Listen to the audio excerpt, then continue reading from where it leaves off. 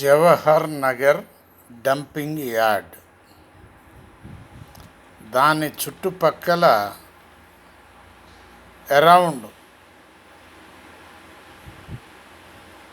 7 to 9-10 kilometres వరకు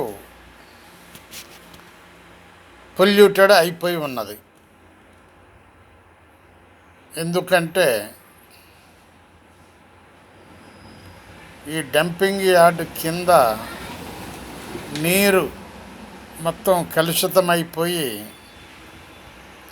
diesel oil, diesel మడ్డి ఏ విధంగా ఉంటుందో ఆ విధంగా తయారై ఉన్నది భూమిలోని వాటర్.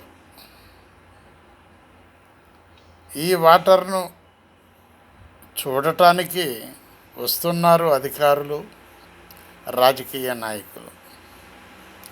గత 10 సంవత్సరాల నుండి చూస్తూనే ఉన్నారు లోకల్గా ఉన్నటువంటి లీడర్లు, ఎమ్మెల్యేలు, మంత్రులు. కానీ దానిని ఏదో మొత్తానికి కొంత చేసుకుంటూ వచ్చారు. ఎంత చేసుకుంటూ వచ్చినా కింద మడ్డిగానే ఉన్నది. వాటర్ మాత్రం చుట్టుపక్కల వాళ్లకు కానీ, డంపింగ్ యార్డ్ దగ్గర వాళ్ళకు కానీ ఫ్రీగా ఇవ్వలేదు. ఎందుకంటే కింద పొల్యూటెడ్ అయిపోయిందని చెబుతున్నా కూడా ఇవ్వలేదు.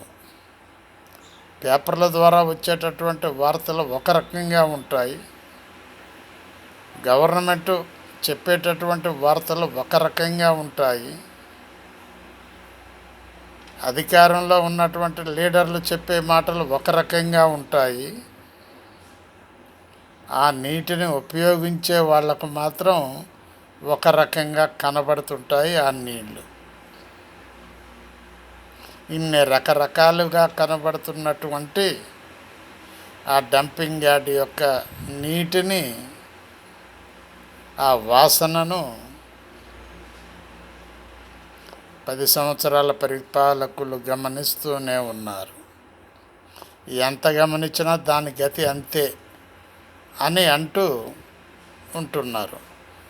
అయితే అంతా బాగానే ఉన్నది, నో ప్రాబ్లం. తప్పు ఎమ్మెల్యేలది కాదు, మినిస్టర్లది కాదు. ఆ విధంగా ఉన్నా కూడా మరి లోకల్గా ఉన్నటువంటి లీడర్లను గెలిపిస్తున్నారంటే నిజంగా అక్కడ బాధలు లేనట్టుగానే అనుకుంటున్నారు మేధావి వర్గం. ఆలోచించండి ఒక్కసారి. బాలసాని వీరప్రసాద్, హైదరాబాద్.